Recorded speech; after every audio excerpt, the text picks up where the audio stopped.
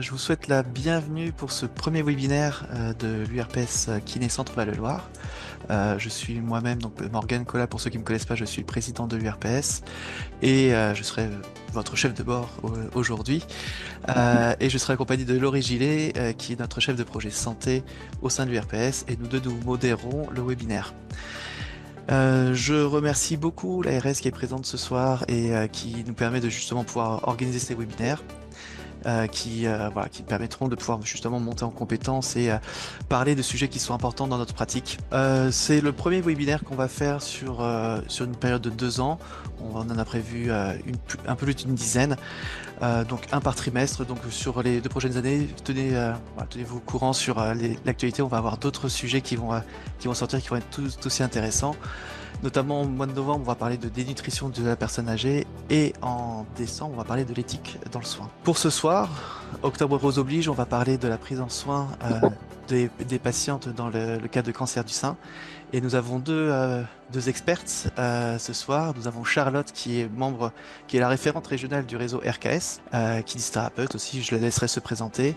Et on a Katia Laurent qui est aussi une patiente experte, donc qui va pouvoir aussi nous parler du vécu des patients et puis aussi de son rôle dans l'accompagnement des patientes dans cette maladie. Enfin, on terminera par un temps de questions-réponses où justement vous aurez tout le temps pour pouvoir, enfin tout le temps, jusqu'à la fin du webinaire, pour pouvoir répondre justement aux questions des personnes présentes et pour pouvoir échanger un peu plus en détail sur certains aspects qui vous intéressent pour les participants. Ça va être tout pour moi. Je laisse Coralie Voisard, donc la référente régionale de l'installation à l'électricité, profession santé et qualité du travail, donc de l'ARS, l'agence régionale de santé de Centre Val-de-Loire, de dire un petit mot car c'est notre partenaire officiel pour ce soir.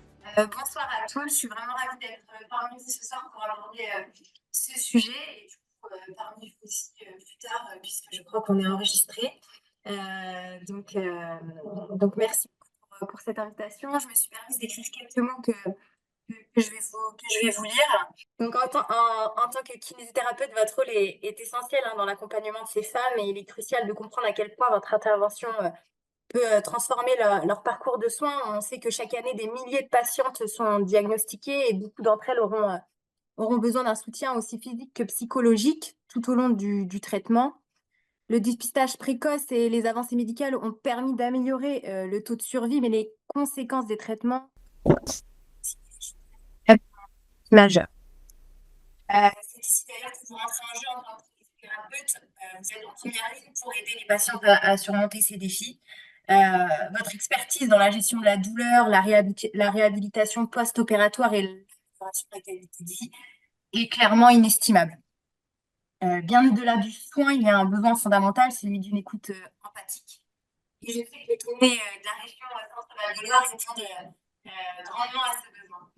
Sachez que je ne dis pas ça pour vous flatter, mais j'aimerais vous partager mon expérience personnelle. En 2021, j'ai été opérée justement d'une tumeur qui dégénérait au niveau du sein.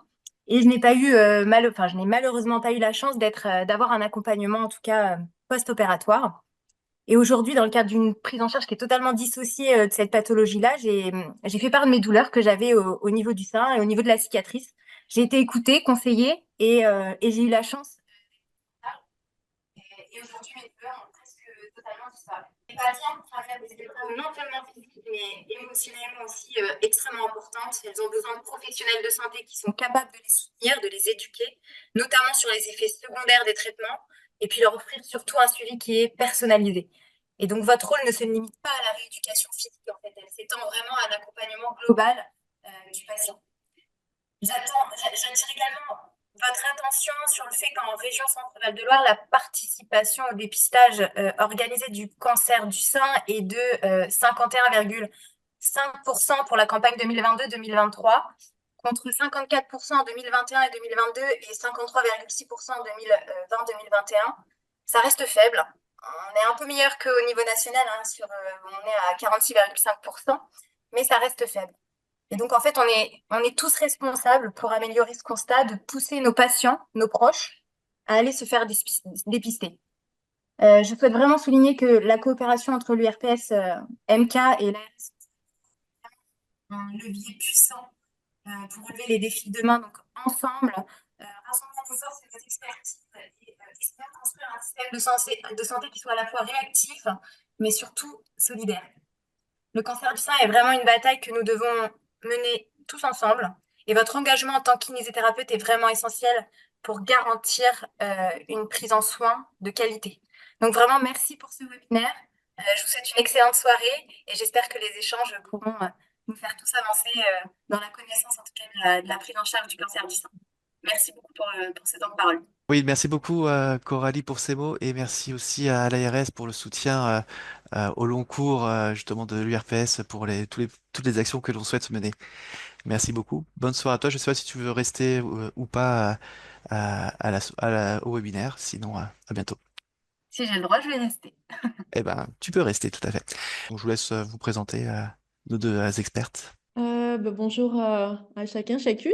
Donc, je suis Katia, je suis patiente partenaire, je suis aussi patiente experte. Je vous donnerai les définitions. De base, je suis opticien optométriste, donc je suis spécialisée dans les examens de vue. Et puis, j'ai croisé le cancer, ça a commencé en janvier 2018. Ensuite, je vous raconterai le parcours tout à l'heure. J'ai choisi de faire mon métier patiente partenaire, père aidante. Très bien. Et moi, je m'appelle Charlotte Petit-Bouche-Noire. Je suis kinésithérapeute à Jouer-les-Tours, donc dans la banlieue de Tours. Je suis spécialisée en scénologie depuis 10 ans. Et en fait, du coup, pour faire un peu écho à l'histoire de Coralie et aussi de Katia, moi, si je me suis lancée en fait dans cette spécialité, c'est parce que ma maman a eu un cancer du sein en fait il y a 10 ans, pile poil au moment de mon diplôme. Et donc, du coup, ça a été comme une évidence que de me former dans ce domaine-là et d'en faire vraiment ma spécialité. Et du coup, je suis depuis plusieurs années la référente du RKS, Réseau des kinésithérapeutes du sein, de la région Centre. Et donc, pareil, je vous en parlerai juste après. Donc, le RKS, donc pour celles qui ne connaissent pas, c'est le réseau des kinésithérapeutes du sein. Pour la toute petite histoire, c'est un réseau qui est apparu en 2019, donc ça reste quand même assez récent. Ça a été l'association de 4 kinésithérapeutes, mais surtout de une, Dorothée Delcourt, avec l'une de ses patientes, faisant état en fait du fait que les patientes étaient envoyées chez un peu n'importe quel kiné non spécialisé et que la prise en charge était loin d'être optimale. Et donc, du coup, l'idée de créer un réseau qui permettrait de référencer l'intégralité des kinésithérapeutes formés en scénologie, en fait, est apparu comme une évidence.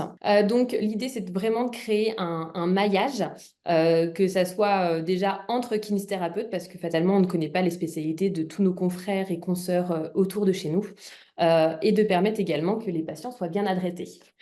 Donc, on est environ 1300 kinés sur l'intégralité du territoire. On est une centaine de référents de régions qui permettent justement d'orchestrer nos équipes, entre guillemets, sur le terrain. Et ça a permis, notamment en 2023, c'est le chiffre de l'année dernière, que 13 000 patientes soient orientées vers des kinésithérapeutes spécialisés. Voilà, spécialisés en scénologie. Donc, pour les missions du RKS, donc du coup, c'est donc de recenser déjà tous les kinésithérapeutes formés en scénologie. Déjà, c'est aussi déjà d'en parler pour que déjà les kinés le sachent, parce qu'il y a encore certains kinésithérapeutes qui ne savent pas pardon, que ça existe. L'intérêt en fait qu'ils se rattachent au RKS, c'est vraiment de faire en sorte que tous les kinés spécialisés soient sous le nom du RKS.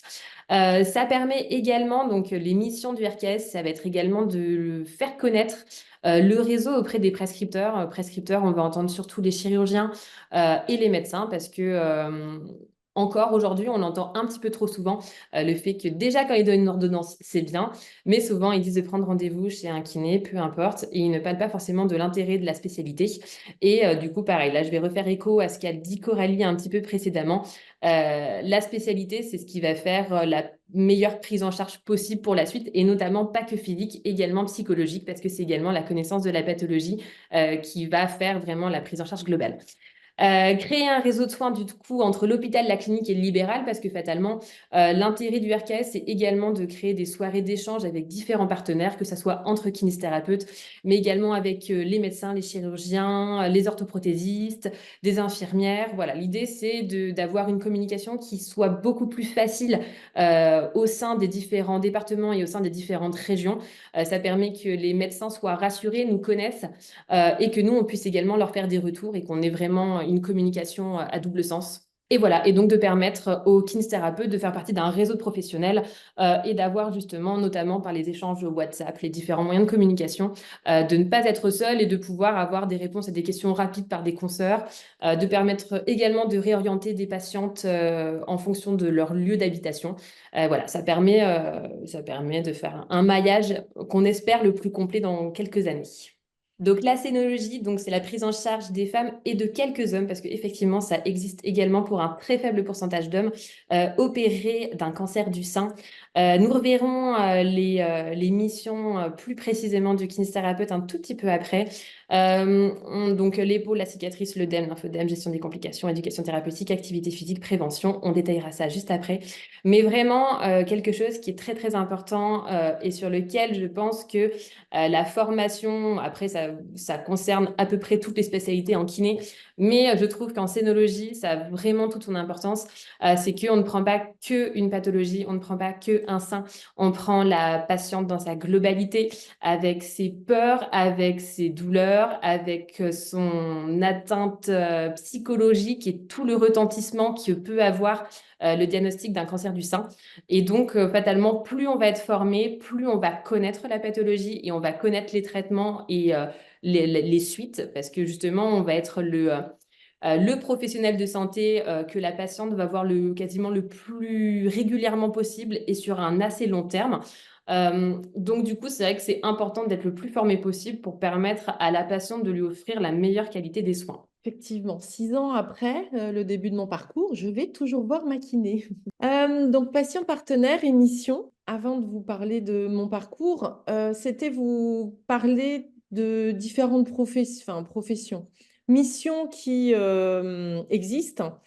Les usagers sont invités par la HAS, les ARS à s'engager. Et il y a plusieurs noms, vous avez peut-être déjà entendu ou pas. Représentants des usagers. Donc, je ne sais pas si vous savez ce que c'est. C'est obligatoire, il doit y en avoir dans toutes les structures, dans tous les établissements, que ce soit de santé ou médico-social. Ce sont des personnes qui sont là, donc qui doivent à la base faire partie d'une association et puis qui sont dans l'établissement pour défendre les droits des usagers, pour véhiculer la parole de l'usager. C'est très méconnu. Les professionnels de santé ne savent pas forcément qu'il y a ces personnes dans l'établissement, mais ça fait déjà un moment que ça existe. La date, je ne sais plus. En dessous, vous avez médiateur de santé pair. Donc, c'est le parallèle de patient partenaire, je dirais. Donc ça, c'est en santé mentale. C'est quelqu'un qui a eu un parcours en santé mentale et du coup qui a des savoirs expérientiels, donc qui a un vécu et qui va travailler en établissement de santé mentale et va faire partie de l'équipe pour apporter un regard différent. Donc le parallèle avec moi, patient partenaire, alors là, cette patiente partenaire, elle s'appelle Cathy, c'est presque moi. Donc c'est avoir eu, là on est dans le thème du cancer du sein, donc j'ai eu un cancer du sein, j'ai des savoirs expérientiels et du coup j'ai le vivre avec. Comme le médiateur en santé pair, j'ai un vivre avec, je peux dire je comprends. Contrairement aux professionnels de santé, alors il y en a certainement qui ont eu ou qui ont un cancer du sein, mais la majorité, je ne leur souhaite pas. En tout cas, le but du jeu, c'est être un maillon complémentaire dans l'équipe de soins, que ce soit médiateur de santé pair ou patient partenaire.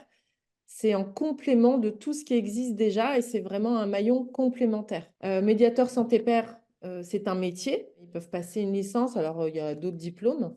Patient partenaire, on peut être formé, pas formé.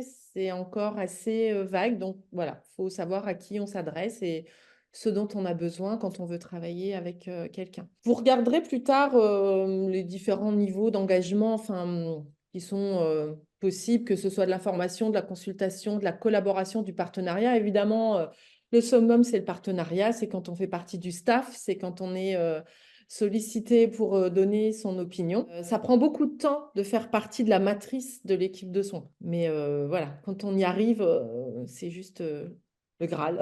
Il y a plein de formes d'engagement dans Patient Partenaire. Alors, avant de parler de la diapo, c'est là que je vous parle de mon parcours. Donc, de base, opticien optométriste, spécialisé en examen de vue. J'ai l'habitude de prendre soin de mes clients. Je m'occupe des cas d'inadaptation, les gens qui ne supportent pas leur verre progressif, leurs lunettes, leurs lentilles. Bon. 2018 et je suis aussi formatrice pour les opticiens. 2018, je découvre que j'ai un cancer du sein. Bon, bah voilà, on rentre dans le parcours. Et en 2019, je suis dans la phase reconstruction et je rencontre... Mes copines me disent, est-ce que tu veux pas rencontrer Bidule? Bidule, c'est enfin Virginie, si je dis son prénom, plutôt que Bidule, pardon. C'est la mère d'une amie d'un de mes enfants. A eu un cancer du sein avant moi et j'ai le souvenir d'une femme grande, élégante, hyper souriante.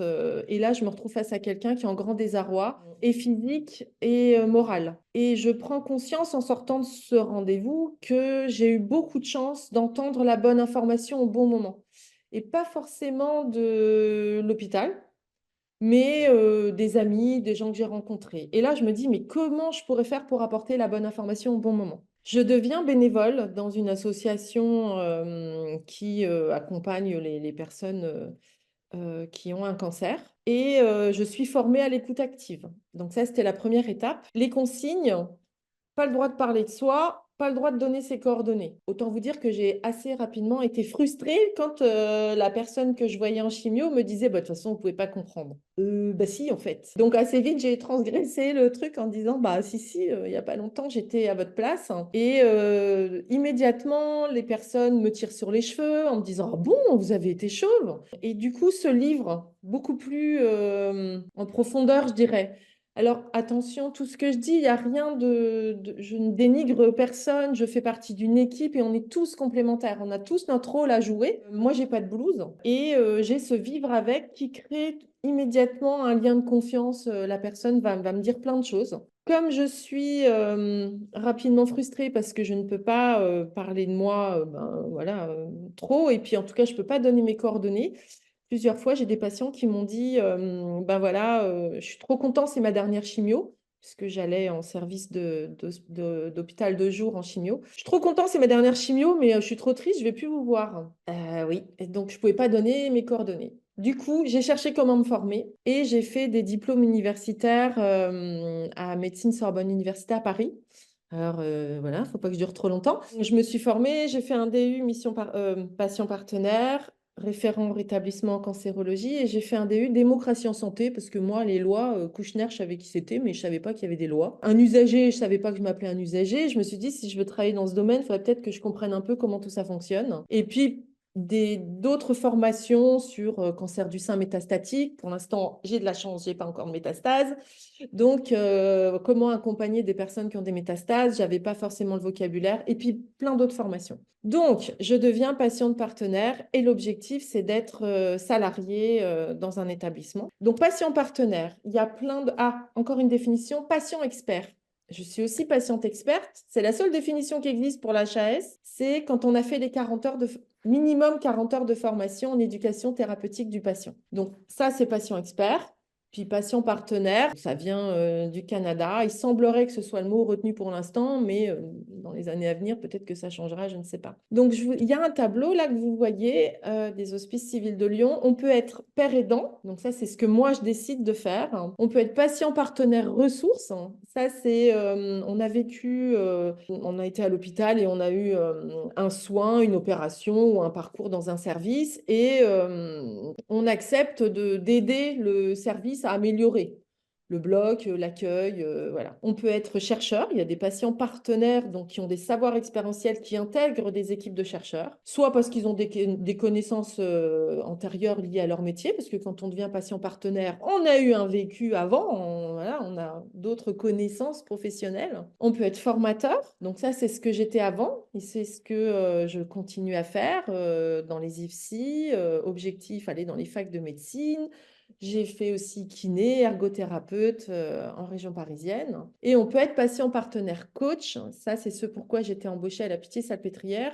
C'est pour recruter des patients partenaires ressources. Donc, quand on dit patient partenaire, en fait, il y a plein de casquettes possibles. Ce tableau, il est important pour que vous sachiez que quand patient partenaire, enfin, il n'y a pas qu'une seule casquette. Alors, à quoi je sers en tant que père aidante? En fait, je suis donc un maillon complémentaire dans l'équipe de soins. L'objectif, c'est de faire le lien entre l'équipe de soins et le patient, la patiente. Pour le patient, donc c'est, si on commence par le haut, donc c'est un cercle parce que on aurait pu mettre tout autour de ce cercle les différents professionnels de santé et le patient.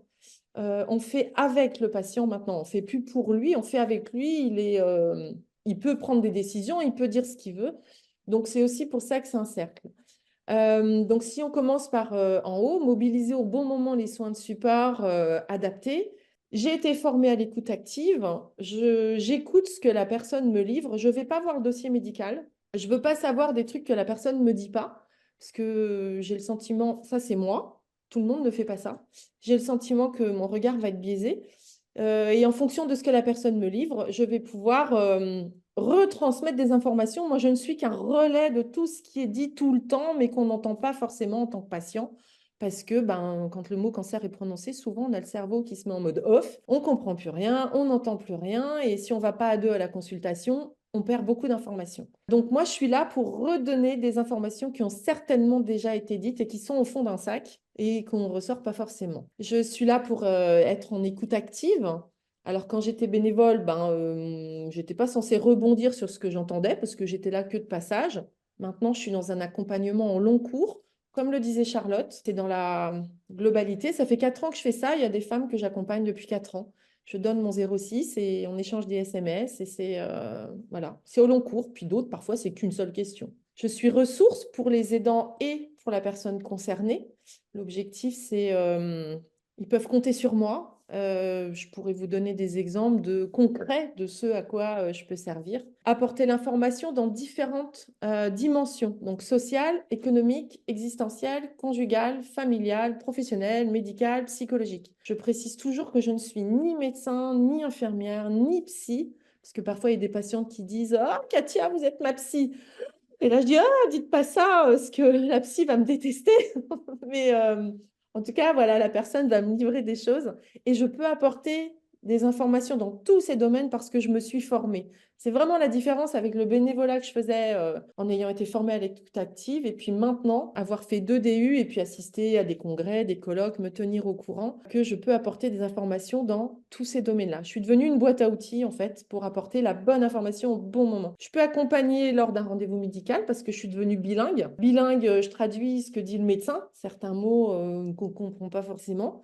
Et puis, dans l'autre sens, la personne qui m'a confié des choses, je peux aussi les relater au médecin. Et je peux reformuler, par exemple, ce qui a été dit dans la consultation d'annonce où la personne, elle ressort et waouh, elle a tellement d'informations que moi, après, je reformule. Ça, c'est le cercle pour le patient. Et c'est vrai que j'aurais pu en rajouter un et j'y ai pensé en le voyant. Je suis également ressource pour les professionnels de santé. Et là, il y a 3 axes. Je leur apporte de l'information additionnelle, que ce soit un kiné, un médecin, une psy. Moi, tout ce que la personne me raconte, alors je ne livre pas tout parce qu'il y a aussi le secret médical, enfin professionnel entre la patiente et moi. Le but du jeu, c'est pas de la trahir. Moi, je veux qu'elle continue à me faire confiance.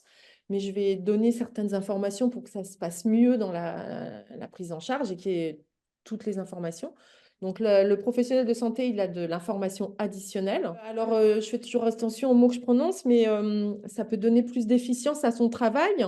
Il y a quand même l'OMS qui dit qu'il y a un patient sur 2 qui n'est pas observant. Donc, c'est quand même dommage de donner autant d'énergie pour avoir un patient sur 2 qui ne prend pas son traitement comme il faut ou qui ne fait pas ce qu'il faut. Moi, je suis là pour toujours faire ressortir le positif et toujours montrer l'intérêt de prendre le traitement, d'adhérer au protocole, au parcours, au PPS, faire le lien entre les deux pour que ça se passe le mieux possible. Les deux, c'est professionnels de santé et patients. Et puis le troisième, donc c'était une confiance renforcée avec l'usager.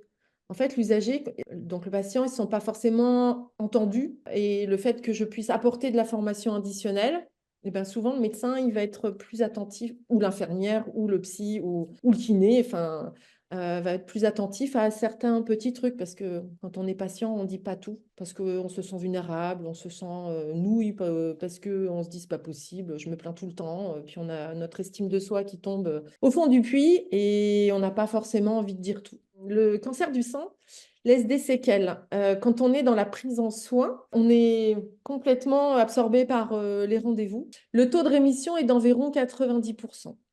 Donc la gestion de l'après est clé. Et je peux vous dire que cet après, moi j'appelle ça le vide intersidéral. Tout à coup, on n'a plus de rendez-vous, on est suivi tous les 6 mois, puis tous les ans, alors qu'on a peut-être encore l'hormonothérapie. On est en stress à l'idée d'avoir une récidive, ou on est déjà en situation métastatique. Mais en tout cas, cet après est très compliqué. Retourner dans la vie active, dans la vraie vie.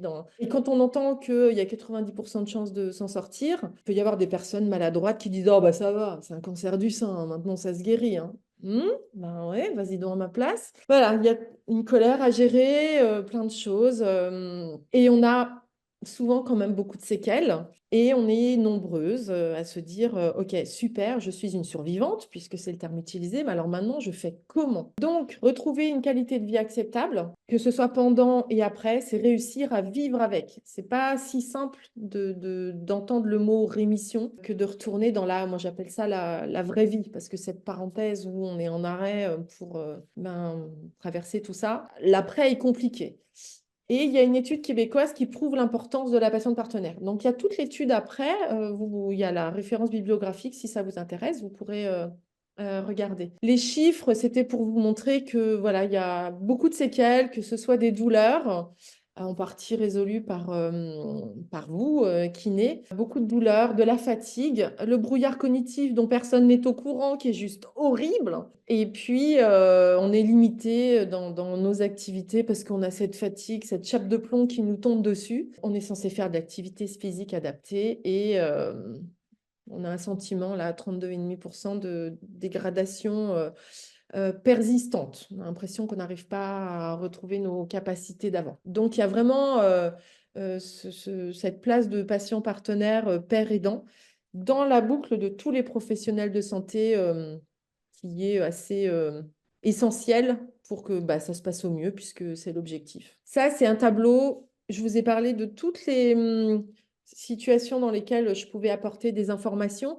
C'est ce tableau-là qui a changé ma façon d'être et d'agir entre bénévole en chimio et maintenant professionnel avec une équipe de soins. Je travaille à l'hôpital de Vannes après avoir travaillé à Paris. Toutes ces dimensions-là, le mot alors tout est impacté quand on a un cancer et on n'en a absolument pas conscience quand on entre dans le parcours. On se dit bon l'objectif c'est de pas mourir et puis le mari, on se dit qu'on va gérer ça plus tard, sauf que souvent plus tard c'est trop tard. Les amis, on fait comme on peut. Le boulot, il y a des gens qui sont tellement en vrac qu'il n'y a plus de rentrée d'argent, mais ils n'ont juste pas l'énergie de gérer. Donc à moi de trouver le numéro de téléphone qui va bien. Si c'est quelqu'un qui est indépendant, de trouver le numéro d'une association, parce qu'on en a en France, on a plein de solutions.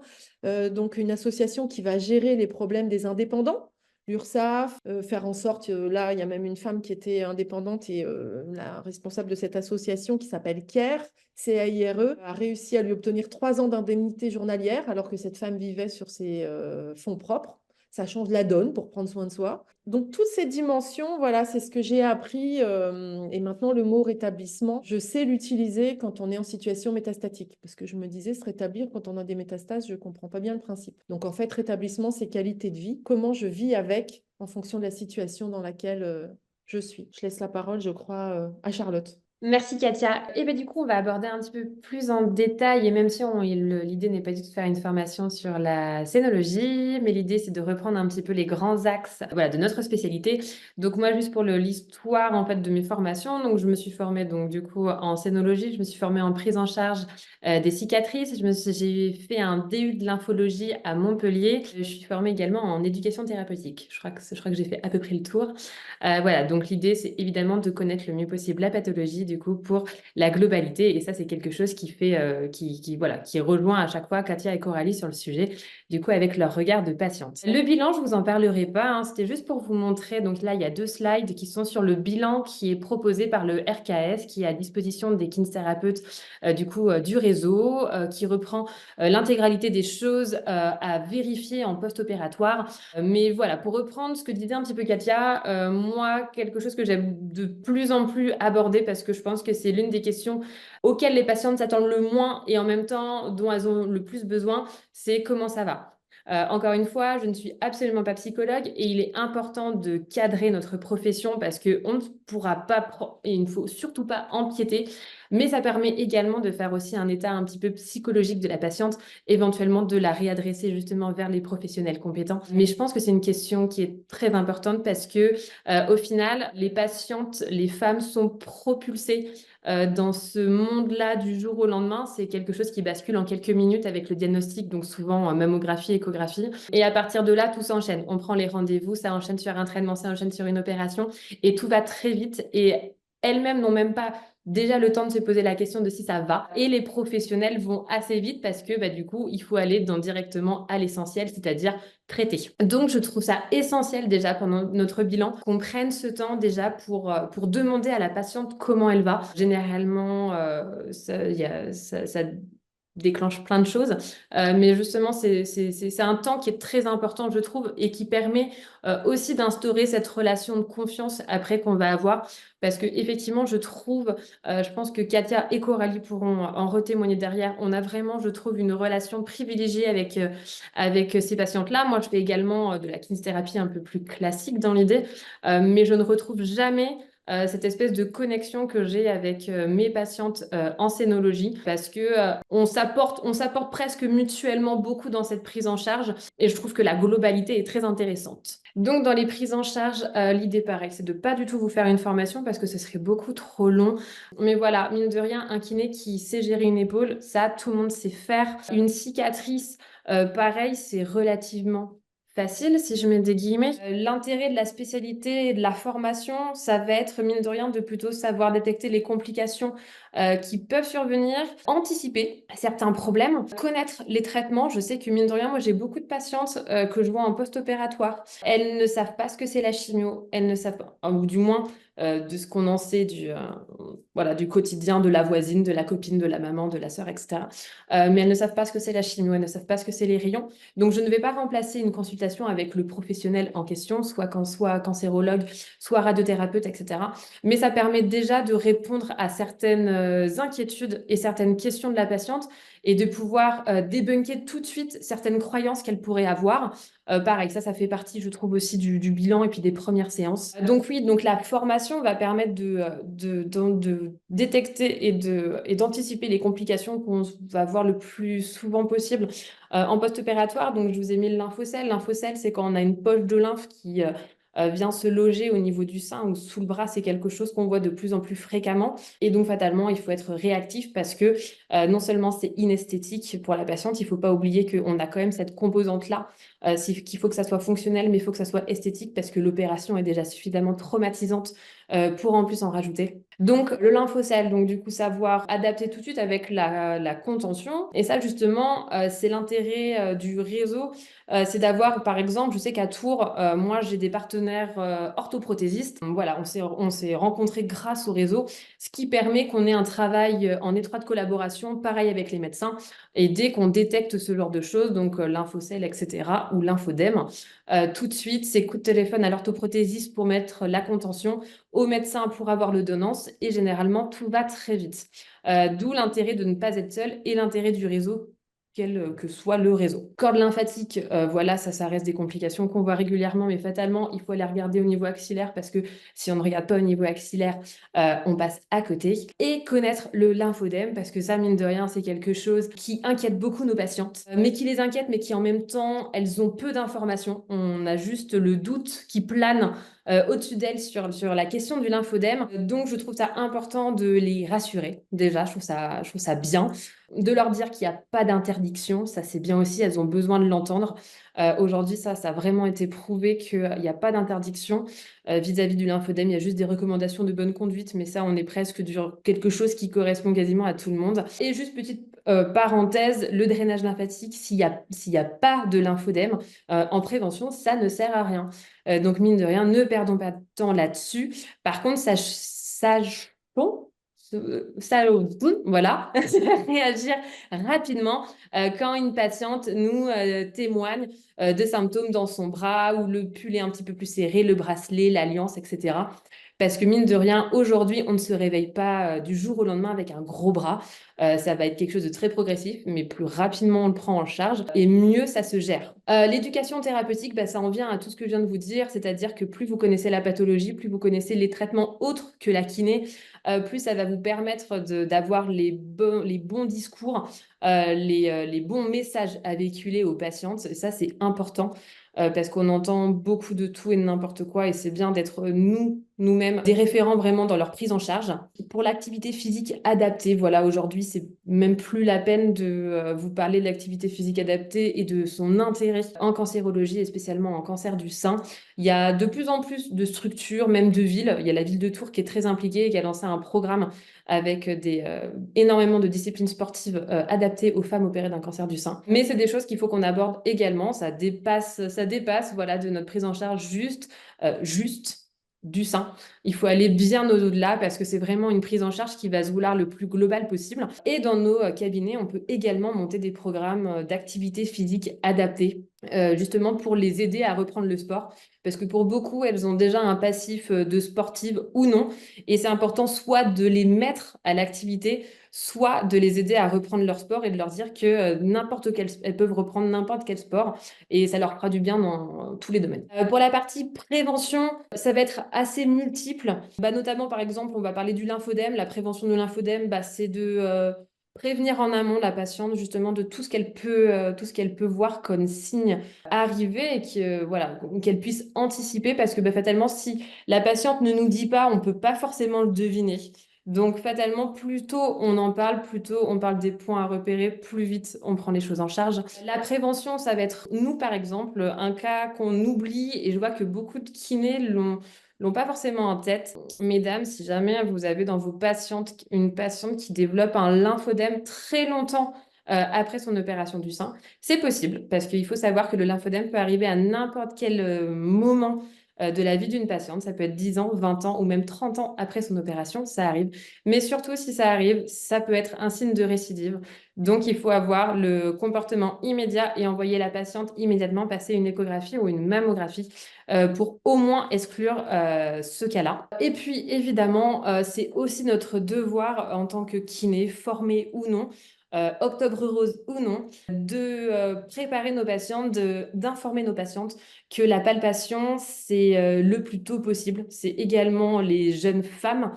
Voilà, parce que c'est des comportements qui vont s'intégrer dans notre routine de femme et ça pour toute notre vie sur comment palper, comment observer, parce que mine de rien, quelqu'un qui se connaît, quelqu'un qui sait visuellement à quoi ça ressemble, les signes, etc. Et pareil pour la palpation, sera à même de réagir très vite à la moindre modification, alors que quelqu'un qui ne se connaît pas fatalement sera plus dans le flou parce qu'elle peut ne pas savoir si c'est nouveau ou pas. Et chaque signe qui peut aller alarmer, alerter sur une modification, c'est direction le médecin généraliste pour une échographie ou une mammographie. Et du coup, de répondre à nos patientes aussi. Pareil, dernière petite chose, c'est important de savoir que ça touche un très rare cas d'hommes, mais mine de rien, dans nos patients et entourage, c'est important de le savoir parce qu'il y a encore beaucoup trop de personnes qui ne le savent pas. Donc pareil, un homme qui aurait des choses particulières qui se passeraient, donc notamment au niveau du mamelon, parce que c'est souvent là que ça se passe, et notamment des écoulements, c'est souvent ça, soit gonflement, soit écoulement, c'est tout de suite une échographie en urgence parce que les cas masculins sont généralement plus graves parce qu'ils sont détectés beaucoup plus tard. Donc, c'est des choses à connaître. Pour les hommes, c'est 1% et les femmes, c'est 1 sur 8. C'est ça. On passe à 1 sur 7. Ah voilà. Mm. Et jeune, enceinte, tout est possible en fait. Oui, effectivement, c'est bien que tu le dises parce que justement, on avait une réunion avec le RKS hier, donc du coup avec les kinés de Tours plus spécifiquement. Et en fait, on a fait le constat assez alarmant que nos patientes ont autour de 40 ans maintenant.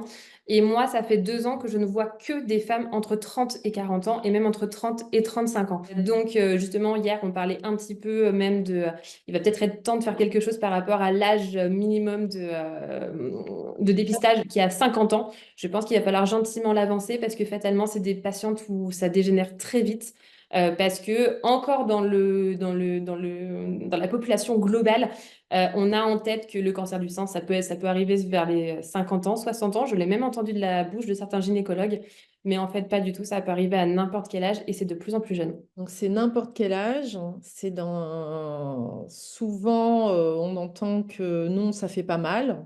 C'est faux. Une boule dans le sein, ça peut faire mal et ça peut être un cancer. Donc on peut être enceinte. Là, j'accompagne des femmes qui ont 27 ans, enceintes. Et souvent, c'est plus on est jeune et plus c'est agressif. Donc oui, le dépistage est important. Alors je ne sais pas s'ils avanceront l'âge du dépistage parce que déjà à 50 ans, on a du mal à passer les 50%. Mais quand on va voir son médecin, enfin moi j'étais suivie dès 40 ans et tous les 2 ans j'allais faire une mammo. Donc quand on demande, elle est faite. Et maintenant, il existe des endroits où quand il y a un risque, par exemple pour mes filles, j'ai pas fait de test génétique parce que le médecin voulait pas, en me disant non, non, non, et pas de raison. Donc j'ai jamais réussi à l'obtenir. Mais elles ont été faire un dépistage. Donc maintenant, c'est possible à partir de 18 ans pour voir s'il y avait des signes de risque. Et donc, avec des mammographies de contrôle, pour voir s'il n'y avait pas des kystes ou, je sais pas, un sein dense, ou voilà, pour être surveillé plus tôt, peut-être. C'est possible. Donc, entre le dépistage, donc l'autopalpation, une fois par mois. Alors, on essaye de dire une fois par an, mais normalement, c'est faire ça plus souvent. Mais après, ça peut devenir anxiogène. Alors, il faut essayer de trouver le bon rythme. En tout cas, c'est minimum une fois par an. Apprendre à le faire. Donc, il y a plein de sites qui montrent ça, notamment sur Jeanne et Rose. Mais voilà, les sites d'autopalpation, enfin, pour des tutos, parce que les jeunes, les tutos, ils connaissent. Moi, j'en ai une qui a quand même cherché un tuto pour ouvrir une boîte de conserve. Donc, il y a les tutos surtout. L'autopalpation, c'est hyper important, comme a dit Charlotte, l'aspect de la peau, l'écoulement, un qui gonfle, un qui fait mal. Enfin, mon point de vue sur la prise en charge kiné, mais elle est juste essentielle. Je vous le disais, moi, ça a commencé en janvier 2018 et je vois toujours ma kiné. Parce que, alors, j'ai eu une mastectomie, j'ai eu reconstruction par lipomodelage, lipofilling, autologue, enfin je ne sais pas les termes que vous connaissez. Donc c'est-à-dire que c'est de la graisse qui a été prélevée sur mes cuisses, sur mes hanches, enfin là où il pouvait en prendre. Pas de chance, le ventre, ça n'a pas fonctionné. Pourtant, il y en avait. Donc, il y a des endroits où ça ne marche pas. Mais un prélèvement de graisse et réinjection. Donc, ma reconstruction, c'est que à moi. Je n'ai pas de prothèse. Ce n'est pas un muscle du dos. C'est pas... Ma kiné a le LPG. Grâce à ça, ma cicatrice de mastectomie ne se voit presque plus. Et quand j'accompagne des patientes qui sont en stress complet à l'idée d'avoir une mastectomie, parce que perdre un sein, on ne peut pas se projeter, on ne peut pas imaginer comment ça va être. Elles me disent souvent, j'arrive pas à accepter, j'arrive pas à imaginer. Bah oui, c'est juste normal. Moi, je me souviens que j'ai baissé, j'ai dit, oh, je suis plate comme un mec. Voilà, je ne m'attendais pas un jour à voir ça. Le fait d'être prise en soin par quelqu'un qui est spécialisé. Donc, en fait, elle s'est formée en même temps que moi. C'est-à-dire qu'elle a fait son DU en même temps que j'avais mon cancer. Elle assistait à mes opérations. Donc, on a avancé ensemble. C'est grâce à ma kiné que je peux lever mon bras, que j'ai eu une corde axillaire au bout de 3 ans parce que pendant mes études que j'avais reprises, il fallait que j'écrive des mémoires.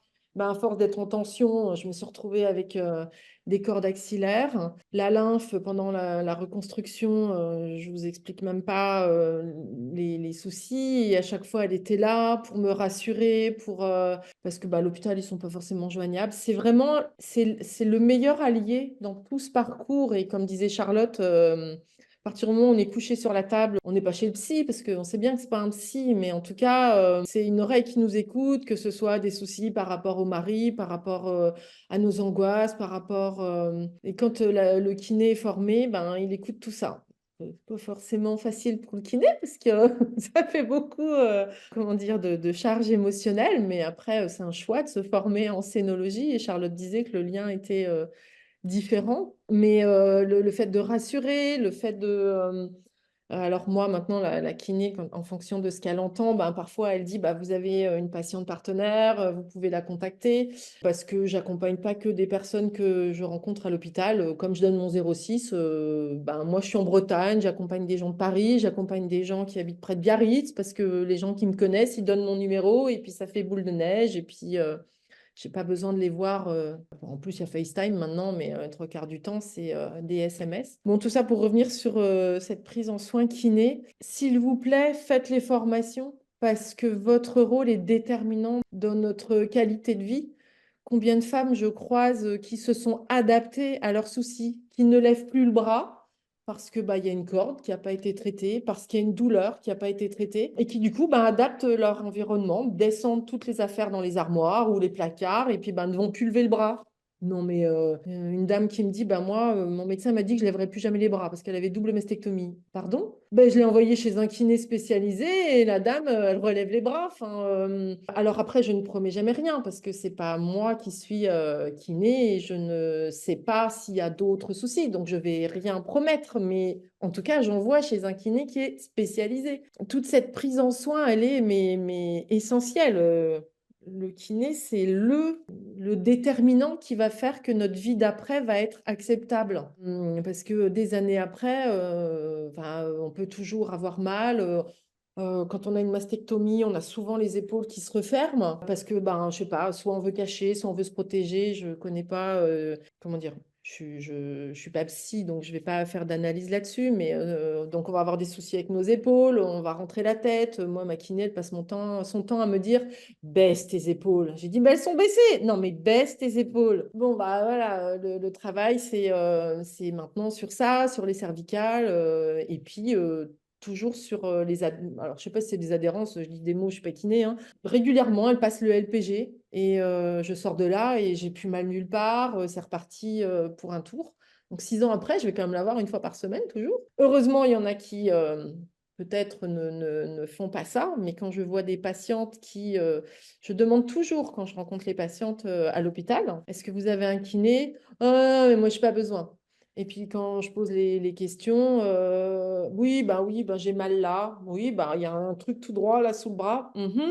Eh ben, je demande où la personne habite et je cherche RKS. J'essaye souvent de croiser avec LPG pour trouver un kiné qui a les deux. C'est pas toujours possible, mais dans l'idéal, c'est chouette parce que cet appareil va vraiment bien enlever les adhérences. Comment dire? Le fait d'être formé et référencé RKS, c'est sûr que du coup, moi, je donne le nom de la personne en confiance. Je sais que la patiente va aller chez quelqu'un qui est formé. Le lymphœdème, Charlotte en a parlé, il y a tellement de monde qui ne sait pas ce que c'est, qui, comme a dit Charlotte, va faire du drainage lymphatique qui va servir strictement à rien. Et la personne se retrouve avec un manchon qui fait mal. Il n'y a pas eu de...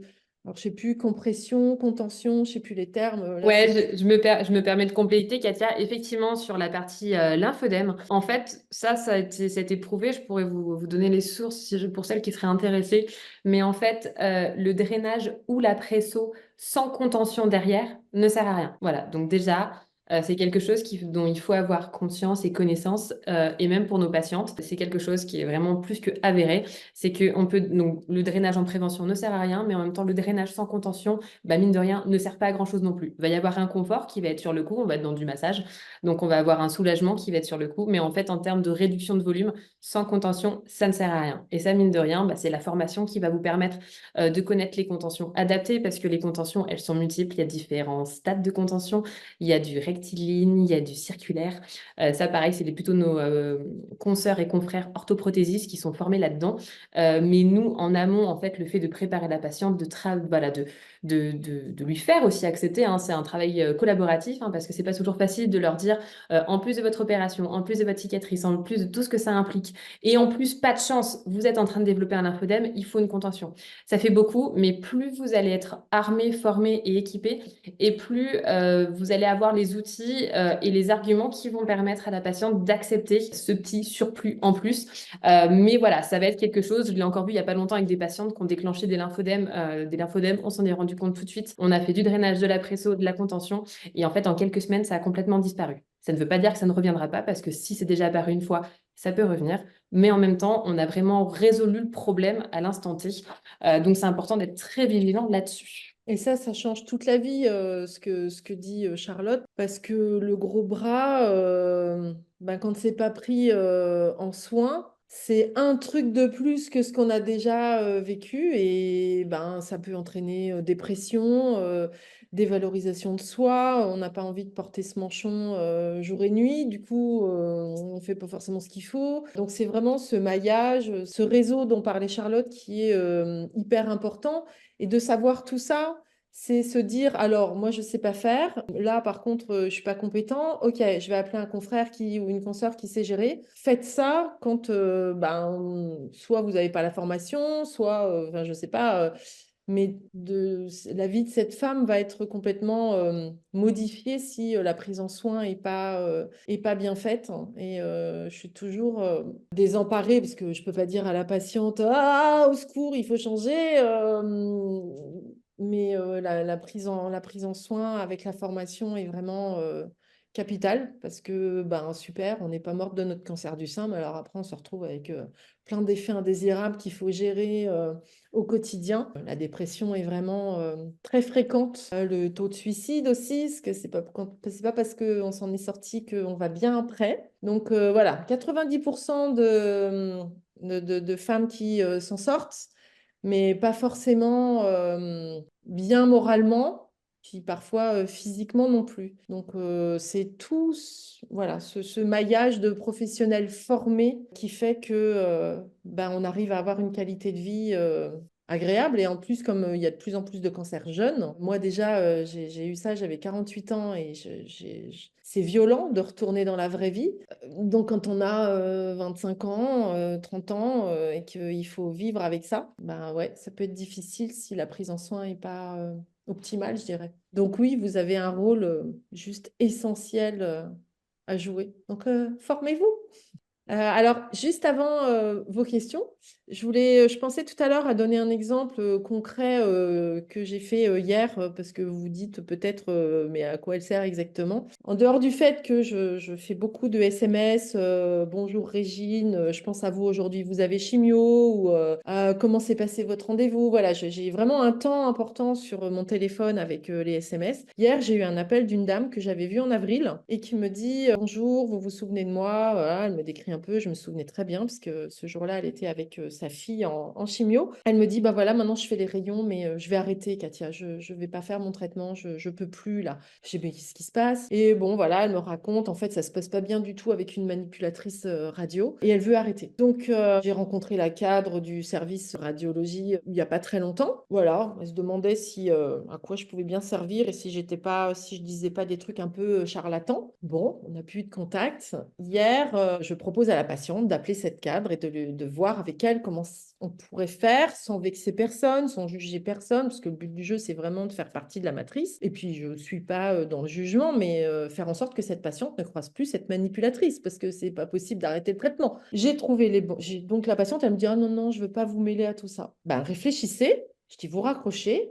Je dis, moi, en tout cas, c'est mon métier, c'est pour ça que je fais ça, c'est faire en sorte que ça se passe bien pour tout le monde. Et je dis, vous ne me mettez pas en porte-à-faux. Elle raccroche, 3 minutes après, elle rappelle, elle dit, bon, bah, j'ai pas mis très longtemps, parce qu'elle avait rendez-vous à 12h15, mais elle dit, bon, bah, tant pis, je vais prendre sur moi, et elle faisait que pleurer. Elle rappelle, elle dit, non, bah, c'est bon, je suis décidée, je veux bien que vous appeliez.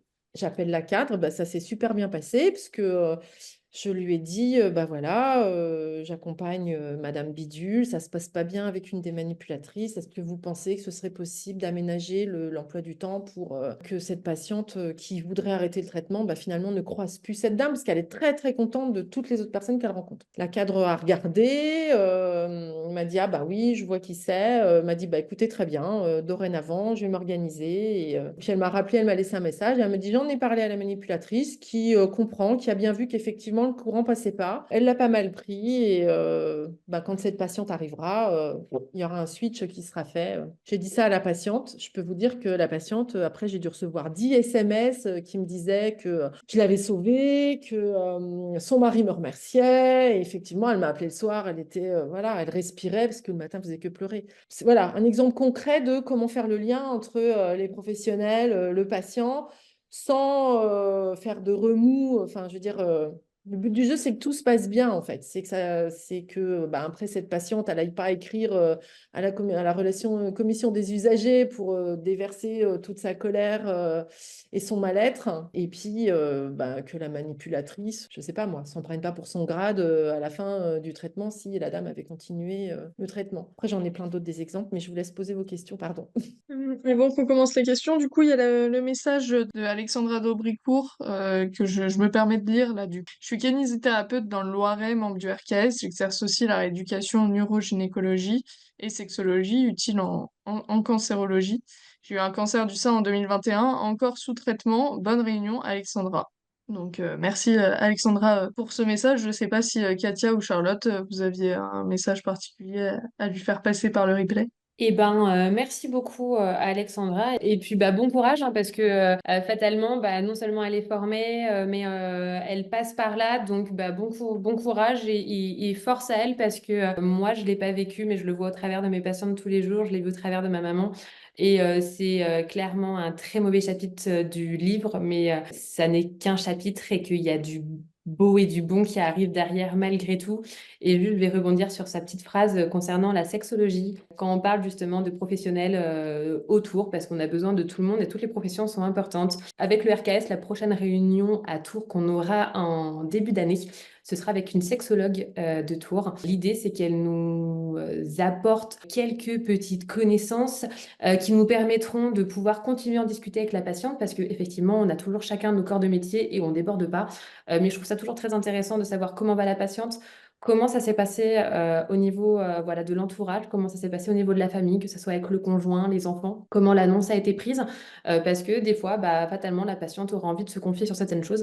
Et la sexologie, mine de rien, la vie sexuelle est complètement bouleversée et perturbée après, que ce soit les traitements, que ce soit après sur l'estime d'elle-même, après l'opération, en termes de cicatrices, en termes de reconstruction, enfin bon, bref, tout ça. Elle sera là, donc elle viendra nous dire en tant que kiné les choses, les questions qu'on peut poser et qui nous permettront après de la réorienter, parce que l'intérêt, c'est que chacun garde sa profession, qu'on n'empiète pas sur celle des autres et que chaque profession a son intérêt à différents degrés.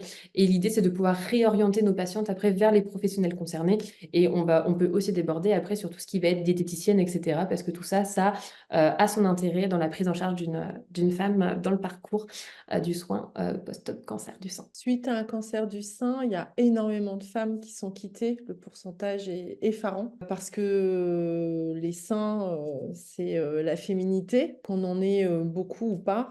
Alors, on est plus quitté après un cancer du sein. Pour certains hommes, la féminité est atteinte. Genre, moi, la petite phrase que j'ai entendue, c'est tu as perdu une partie de ta féminité, à toi de trouver des palliatifs. Voilà, voilà. Et c'est hyper fréquent. Après, il y a les femmes qui veulent plus se montrer. Il y a le couple qui prend de la distance. Alors, ce qui est horrible à entendre, c'est que souvent les médecins vont nous dire oui, bon, alors si vous vous séparez, c'est que ça devait déjà pas très bien aller avant.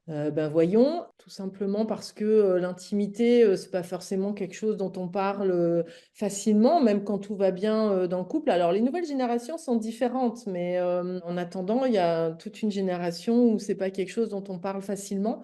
Et souvent, on se dit, je vais d'abord essayer de pas mourir et puis je vais gérer ça après. Et puis après, c'est trop tard. Et il existe les sexologues. Il y a plein de façons de se réapproprier l'intimité.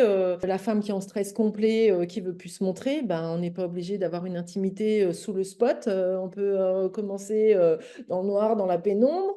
On n'est pas obligé de faire ça à tout nu. Enfin, il y a plein de... J'ai entendu des trucs. Alors moi, je ne suis pas du tout sexologue. Donc, comme disait Charlotte, c'est référer et envoyer vers des personnes compétentes. Mais c'est maintenir le lien continuer à parler, ne pas considérer qu'on reverra ça après les traitements. Le conjoint souvent a très peur de faire mal, ne sait pas comment s'y prendre, et puis tout le monde se met dans son coin, puis plus personne ne se parle, et puis pof là, ça éclate, et le couple explose. Un cancer, c'est tout le monde qui est impacté, les enfants, la famille, les sœurs, les frères, enfin les parents qui trouvent que c'est eux qui souffrent plus que l'enfant, enfin bon bref, il y a tout qui est possible. Donc le but du jeu, c'est communiquer, c'est vraiment en parler, et souvent c'est pas quelque chose qui est abordé avec l'oncologue. Quand j'étais à la Pitié-Salpêtrière, je travaillais en binôme avec une oncologue, on était dans la même consultation, elle faisait sa consultation, et quand elle avait fini de parler et qu'il fallait rentrer tout ça pour tracer, pour nanana, moi, j'avais un temps de parole, je rebondissais sur le positif, genre l'oncologue qui annonce la fin des traitements, qu'il va y avoir un suivi, maintenant on va suivre votre thyroïde parce que nanana.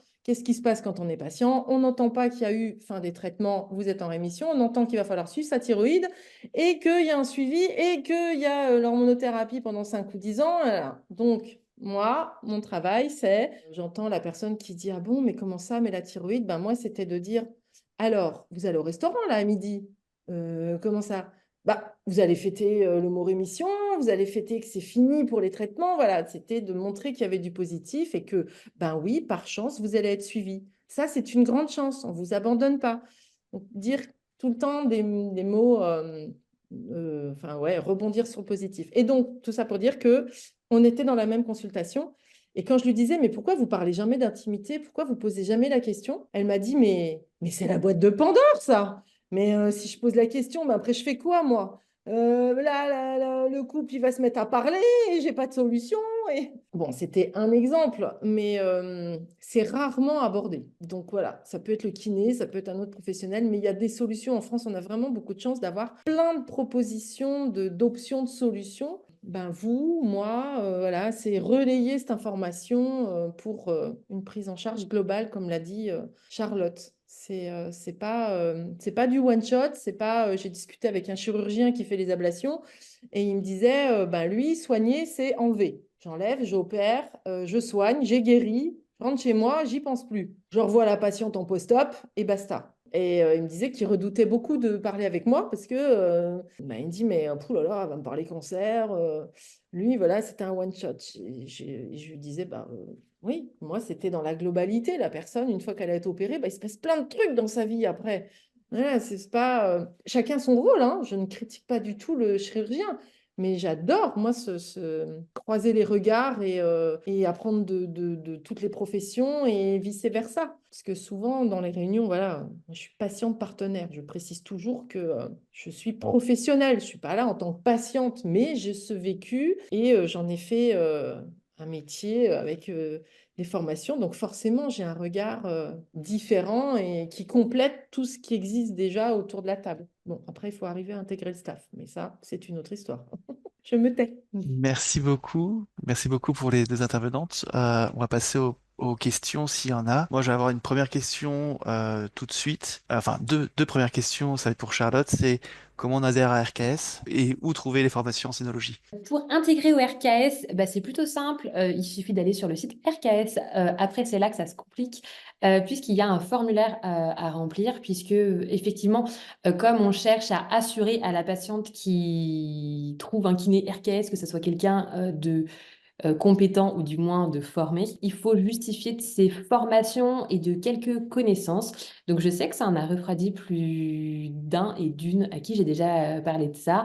Effectivement, il y a un beau petit questionnaire qui vous prendra 10 petites minutes à remplir parce que ça va vous demander vos formations, vos implications dans la scénologie, des petites questions pratico-pratique, si vous connaissez les différentes chirurgies, si vous connaissez voilà, votre manière en fait de gérer une patiente qui est opérée du sein. Donc voilà, ça vous prend une bonne dizaine de minutes. Il faut effectivement justifier de ses formations en scénologie. Et à partir de là, c'est envoyé à la référente de la région. Et c'est la référente de la région qui prend la décision, entre guillemets, de valider soit tout de suite, parce que voilà, vous avez fait un nombre, je veux dire même, vous êtes formé. Après, par exemple, on a eu le cas de pas mal de jeunes kinés qui, notamment pendant le Covid, ont fait des formations en visio.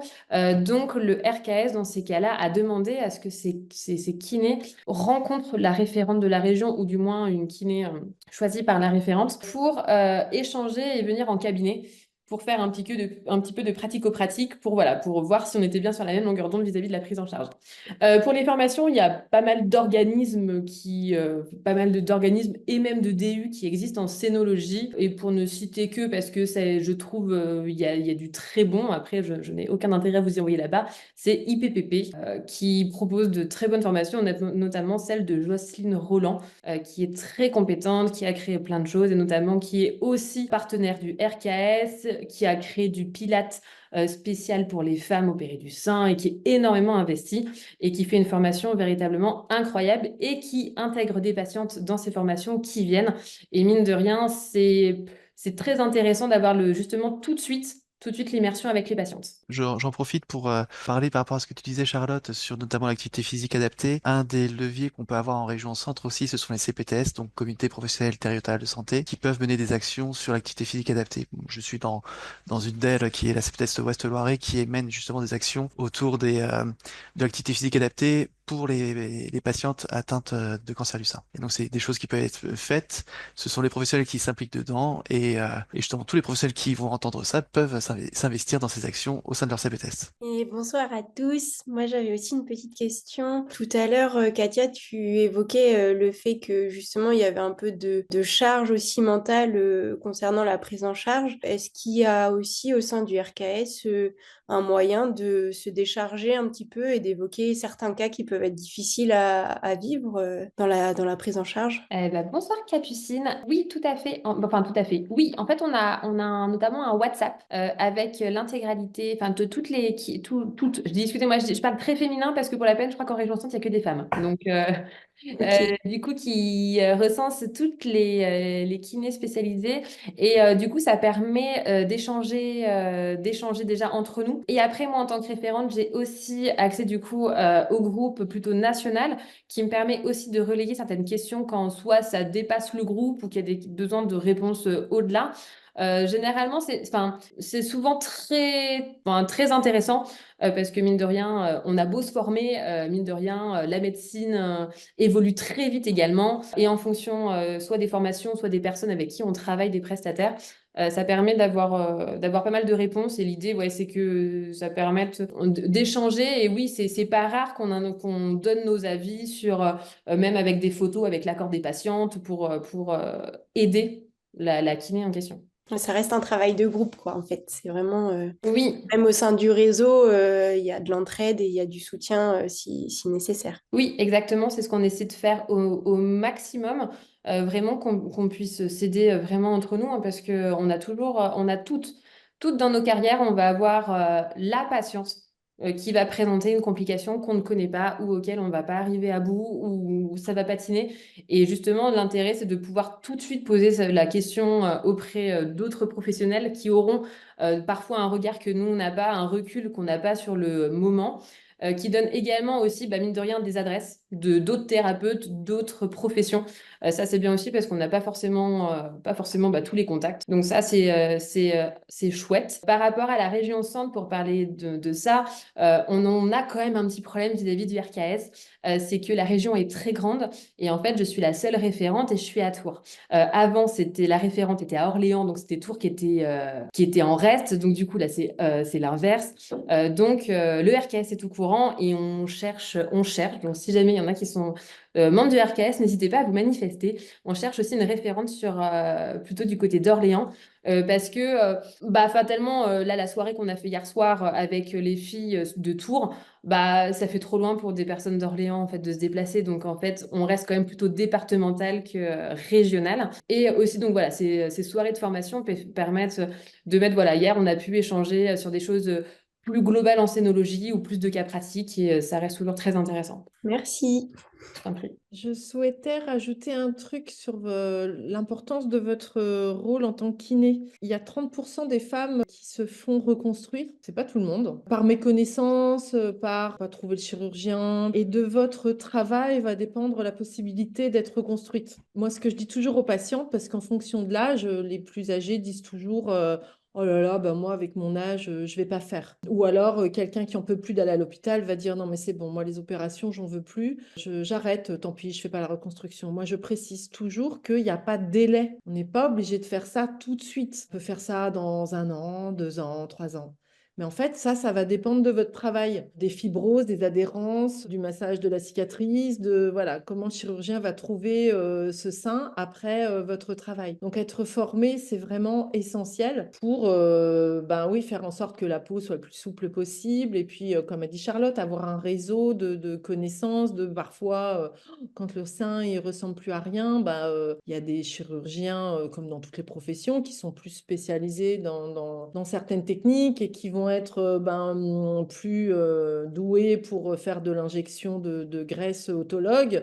Il y a des noms connus. Et quand on a un réseau, bah, les noms là circulent et bah, on peut envoyer, même en étant à Tours, bah, des gens sur Paris, enfin quand il y a besoin, parce que bon, il y a des bons professionnels partout, mais parfois, comme disait Charlotte, il y a le cas compliqué où son sein, ça ressemble juste à Verdun. Et ben, il y a des solutions. Après, il faut avoir les noms. Donc, c'est l'intérêt d'être en réseau et de connaître de vous connaître entre vous, puis de connaître des patients partenaires. Parce que bah, il n'y a pas que moi, il y a moi, mais il y en a d'autres dans les établissements.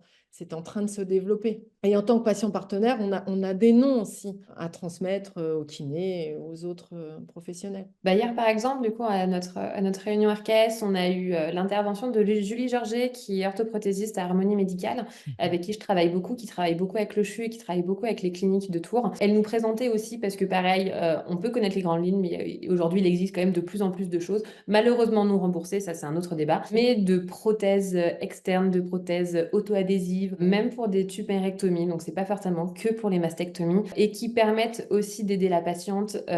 J'entends aussi beaucoup de patientes qui n'osent plus retourner à la piscine ou des choses comme ça. Il existe des prothèses que l'on met dans des maillots de bain spécialisés pour retourner à la piscine.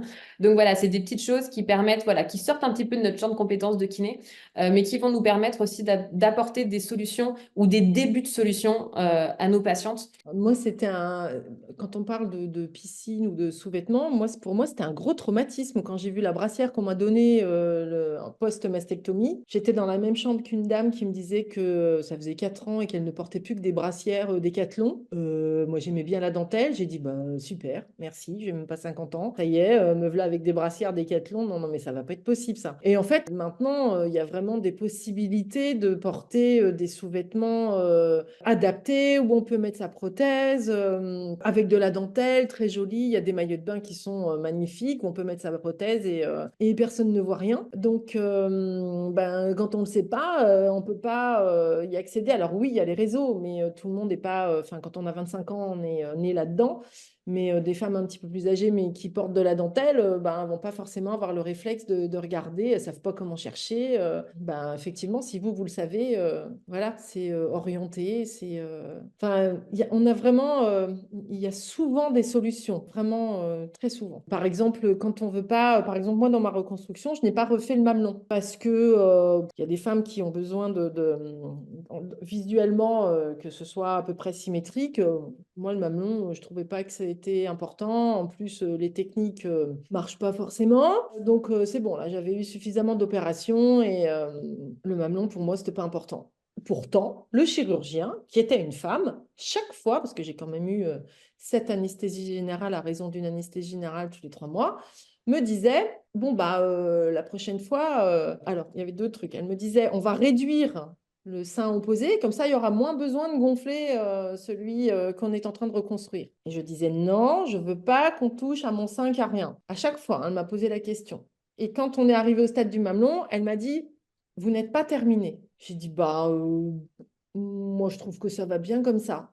Donc, on est fragilisé, on n'a plus beaucoup d'estime de soi, on sent que ça ne va pas avec son mari. Si en plus, on ne sait pas qu'il existe des sous-vêtements qui restent affriolants ou en tout cas qui nous plaisent et qu'on peut aller à la piscine, ça fait beaucoup d'un coup. Donc, il faut avoir une certaine force de caractère pour être en face d'un chirurgien qui dit, vous n'êtes pas terminé. Ben, si. Moi, je m'aime bien comme ça. Après, il y en a dès le début qui savent elles vont tout faire. Mais c'est aussi votre rôle à vous de dire que Je choisis, ça m'arrive à moi. Ah oui, je disais tout ça pour arriver à un autre truc. Donc, je choisis, ça m'arrive à moi, je décide et rien n'est figé dans le temps. Si je décide que, ben non, mais finalement, je voudrais bien le faire, c'est toujours possible. Et je parle du mamelon parce qu'il existe, Charlotte a parlé des prothèses, il existe des mamelons auto-adhésifs. Donc, pour les femmes qui ont l'habitude de porter des t-shirts ou des vêtements sans soutien-gorge et donc où on voit le mamelon, ben, c'est sûr, si on n'a pas fait reconstruire l'autre, forcément, ça fait une excroissance d'un côté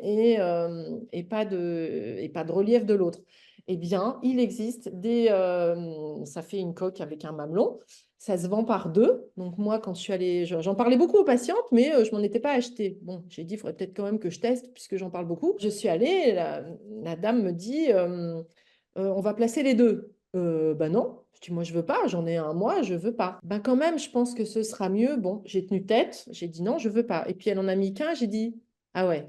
Ah ouais, non, mais vous avez raison. Enfin, il faut mettre le deuxième. Parce que pour le coup, c'était pas tout à fait la même couleur, c'était pas tout à fait la même taille. Donc, elle avait entièrement raison. Et elle a su m'écouter, voilà, elle m'a pas braqué. C'est magique, ça tient tout seul.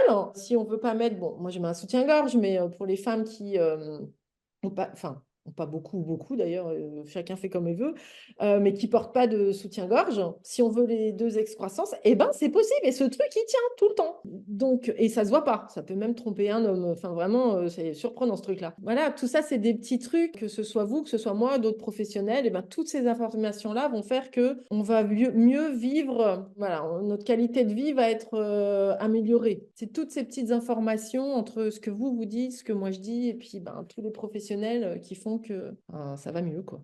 Et on n'est pas en dépression pendant je sais pas combien de temps. Merci beaucoup, Katia, pour ce retour d'expérience. J'en profite de ce silence pour poser des questions, moi aussi. Donc là, plutôt pour toi, Katia, alors je voulais dire deux choses. Première, c'est que merci beaucoup pour cette bienveillance que tu remets dans les soins auprès de ces patients, parce que c'est vrai que notre système de santé peut être malmenant de temps en temps, et cette bienveillance qu'on peut avoir, nous, professionnels, mais aussi en tant que patient de partenaire, c'est très important à mon sens. Et deuxième chose, pour avoir vu avec d'autres patients, non pas forcément qui ont un cancer du sein, mais pour d'autres pathologies, et notamment autour du cancer, cette fatigue et ce brouillard cognitif est très régulier et chacun se sent seul par rapport à ça, en fait. Donc c'est vrai que là aussi, dans notre pratique, ça peut être pas mal d'en parler, de dire que c'est assez courant et que c'est normal d'avoir ça et de même si on est en rémission ou autre, d'avoir encore cette fatigue qui est persistante, c'est normal. Donc ça, c'est quelque chose qui, je pense, est aussi un message que nous, professionnels, on peut porter. Et j'avais une question quand même, c'est donc comment trouver un patient partenaire, justement, pour nos patients et nos patientes à nous? Est-ce qu'il y a des manières de pouvoir les contacter? Alors, ça dépend de la mission que vous voulez donner à ce patient partenaire, parce que si c'est du présentiel, ben forcément, il faut que ce soit quelqu'un de votre région. Après, en distanciel, il y a moi. Mais sinon, c'est contacter l'Université des patients, qui est sur le site de la Pitié, et à ce moment-là, voir avec eux si il y a une patiente partenaire qui habite la région. Après, sur LinkedIn, quand on tape patient partenaire, on a une bonne dose de noms, mais ça dépend de la mission que vous lui demandez. Deux choses, le brouillard cognitif. Vous pouvez dire à vos patients... Alors, ça n'est pas que lié à la chimio, parce qu'on entend qu'il n'y a que la chimio qui fait que oui, c'est normal, vous avez une chimio, vous êtes fatigué. Mais non, c'est pas ça. Les gens qui sont en burn-out, ils ont du brouillard cognitif. On vit un gros choc émotionnel, on est en brouillard cognitif. Donc, ce brouillard cognitif, c'est... Alors, je ne suis pas scientifique, mon analyse à moi, c'est le cerveau qui se met en mode protection et qu'en fonction de la charge mentale qu'on a, le fait de ne pas pouvoir se projeter, de ne pas savoir si on va s'en sortir, de ne pas savoir comment on va reprendre son métier, de ne pas savoir comment on va gérer tout ça, je peux vous dire que le brouillard cognitif, il reste là. Donc la chimio, elle peut être loin derrière, qu'on a toujours ce brouillard cognitif. Il existe des solutions. On cogite. C'est une association qui a été créée, je dirais 2019, je crois. Donc ONCO-GITE.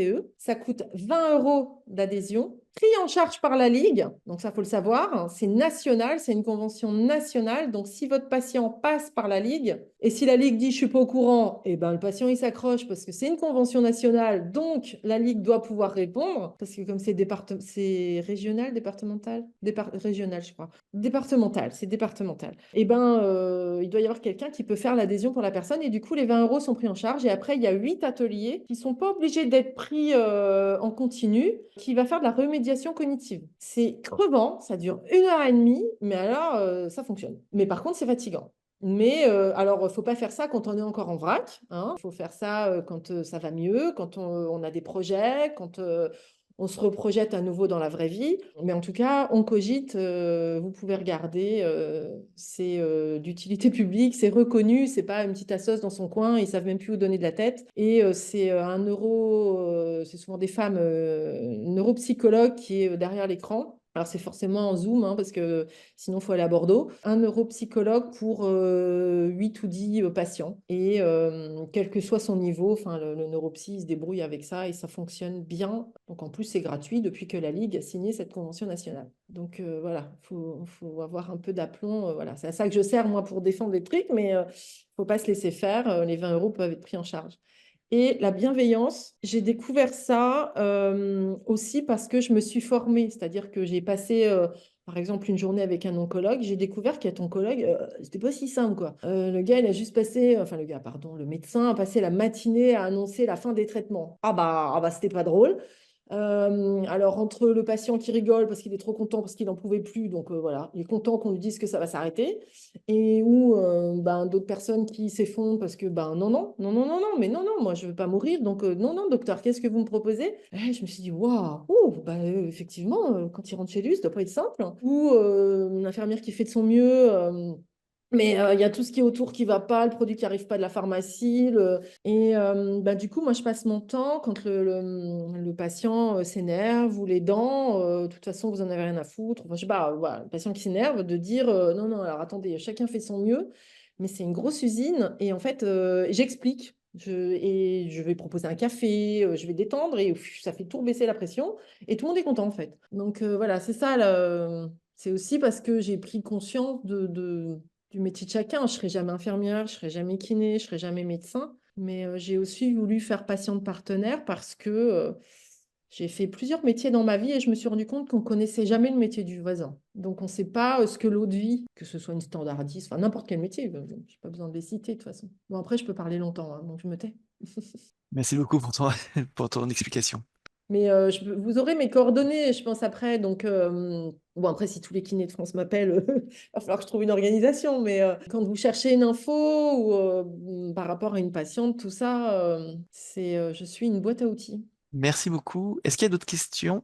Est-ce que ce premier webinaire vous a convenu aussi? Vous pouvez aussi faire des retours dans ce sens-là. En tout cas, dans le chat, il y a Camille qui remercie pour l'intervention. Coralie souhaiterait de la communication pour relayer au niveau de LinkedIn, pour le RKS. Et moi, j'avais juste une dernière question qui me vient au niveau support qu'on peut proposer aux patientes quand elles sont justement en début, enfin voilà, on vient de leur annoncer le cancer, elles vont attaquer les traitements et souvent elles se posent multiples questions et se posent aussi la question de savoir ce qui peut être mis en aide pour elles. Et est-ce qu'il y a déjà des choses, des supports qui sont proposés par rapport à ça? Alors, juste pour la partie RKS, les patientes ont accès à une bonne quantité d'infos, d'infographies, de renseignements, d'informations. Donc après, c'est un peu à la pêche aux infos et puis après, c'est du cas par cas. Après, effectivement, dans des choses plus précises, je pense que ça manque un petit peu. Ouais. Après, je ne sais pas si tu avais des idées en tête plus précises d'aide ou de choses comme ça. Bah, c'est qu'en fait, là, j'ai une patiente, c'est que j'ai un cas concret d'une patiente qui aimerait en fait mettre ce genre de choses en place, mais je savais pas s'il y avait déjà des choses de proposer. Elle me parlait par exemple des têtes d'oreiller en soie, parce que quand les cheveux repoussent après la chimio, le coton, c'est hyper désagréable. Donc voilà, c'est enfin toutes ces petites choses en fait qui ont déjà été vécues. Est-ce que ça a été déjà recensé et du coup, est-ce qu'on peut s'appuyer dessus pour aider les patientes qui en auraient besoin, enfin les patientes et les patients d'ailleurs, parce que là, pour le coup, ça concerne aussi les hommes. Bah, Alors après, c'est l'intérêt d'un réseau, et quand je parle du réseau, c'est pas forcément le réseau RKS, hein, c'est vraiment le réseau au plus large. Parce que par exemple, tu vois, sur Tours, on a une professionnelle qui gère toute la partie perruque, etc. Et qui a une boutique qui est extrêmement bien achalandée et qui justement est formée sur ce côté-là et qui va répondre à toutes les questions. Donc en fait, c'est un confort pour nous de la connaître, puisque pour la peine, dès qu'on a des patientes qui vont aller vers ce domaine-là, bah, tout de suite, on renvoie vers cette professionnelle. En fait, moi, je suis plutôt dans l'idée, je trouve que chaque profession a son intérêt. J'aime pas le côté d'aller, entre guillemets, piquer le travail des autres parce qu'on sera jamais aussi compétent que quelqu'un qui a fait vraiment des études poussées là-dessus. Et je trouve que c'est intéressant aussi, donc après, intérêt du RKS ou non, hein, ça peut être aussi une démarche personnelle en tant que kinésithérapeute formé dans n'importe quelle pathologie, que d'aller au contact, d'aller rencontrer différents professionnels qui peuvent au plus large être amenés à rencontrer nos patientes ou que nos patientes peuvent être amenées à les rencontrer parce que je trouve qu'ils auront voilà, là pour la peine, oui, je l'ai déjà entendu, par exemple, pour l'histoire des oreillers en soie. Après, c'est des choses que oui, je ne vais pas forcément aborder en séance. Là, pour la peine, ça me dépasse un peu, donc je préfère tout de suite Moi, renvoyer vers le bon professionnel. ça, c'est le patient partenaire qui donne ce genre de truc. Ça, on peut renvoyer, du coup, C'est forcément quelqu'un, parce qu'il parce que y a c'est des 25 notions 000. qu'on a. Il y a, Oui, c'est ça, c'est des notions qu'on n'a pas du tout, mais effectivement, pour ces femmes-là ou ces hommes-là, ça peut être, c'est Vous un pouvez confort de donner le vie. nom d'association, parce qu'en Oui. fonction de l'âge de votre patiente, il y a des associations qui existent, qui sont connues, reconnues. Par exemple, mon réseau cancer du... Non, alors, non, que je dise pas. Si, mon réseau cancer du sein, il y a mon réseau cancer colorectal, poumon, et ça, c'est une association qui est connue, reconnue. Et il va y avoir plein d'infos. Plutôt que d'aller sur un truc Facebook où ben voilà, il y en a qui mettent la photo de leur prescription et c'est tout le monde qui analyse. Enfin, autant aller vers une association qui ouais, est connue, reconnue. Donc pour tous les cancers, il existe des associations qui sont connues, reconnues et qui vont donner les bonnes informations. Et après, le coût des perruques, maintenant, il y a même, on peut faire une perruque avec ses propres cheveux. Il y a 25 000 possibilités. Mais déjà, donner le nom d'une association pour les personnes entre 20 et 40 ans, vous pouvez donner Jaune et Rose. Il y en a plein, mais elles sont pas toutes. Enfin, pour les trouver, je trouve que c'est pas si simple en fait. Bah non. C'est ça. Enfin, C'est pour ça que je suis là. C'est mon ok. nouveau métier. Non, non, mais c'est super intéressant. C'est chouette. Une dernière question, sinon on va s'arrêter là. En fait, on a été hyper clair. Exactement, c'est ce que j'allais dire. Et du retour dans le chat, merci beaucoup à vous deux, super intervenante comme disent certains. Et félicitations à vous deux parce que c'était vraiment très clair et très chouette comme webinaire. Merci beaucoup aussi à ceux et à celles qui étaient présentes pour assister et à vos questions. Prochain, donc ça sera en novembre, ça sera sur la nutrition de la personne âgée. On n'aura pas les mêmes intervenantes, mais je pense que ça sera tout aussi sympathique à suivre. Moi, je vous souhaite une excellente soirée et je vous dis à une prochaine.